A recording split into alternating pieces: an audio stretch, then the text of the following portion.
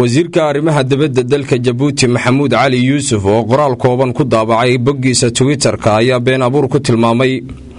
wararka lagu qaada dhigay maalmihii ugu dambeeyayba baraha internetka ee bulshada ay ku xidhiidho oo sheegay in Madaxweyne Ismaaciil Umar Geele uu toddobaadka soo socda booqasho ku tagi doono magaalada Asmara ee xarunta dalka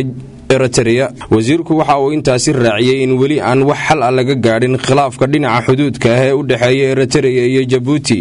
warkan uu wasiirka arrimaha dibadda ee dalka Jabouti been abuurka ku tilmaamay ayaa yimi kadib markii madaxweynaha dowladda federaalka ee Soomaaliya Maxamed Cabdilaahi Farmaajo uu socdaal ku tagay dalka Eryal iyo weliba heshiis dhinaca nabadda ah oo bilaabmay dowladda Itoobiya iyo Eryal. warbixin ay 2 toddobaad ka hor soo saartay xarunta ka faaloota siyaasadda umuraha dibadda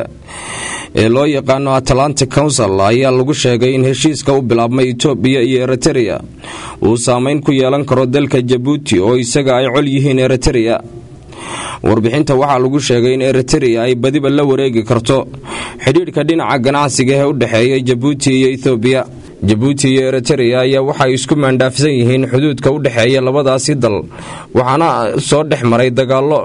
ay dad badan ku dhinteen oo ku saabsan muranka ka taagan xuduudka u dhaxeeya labadaasi dhinac.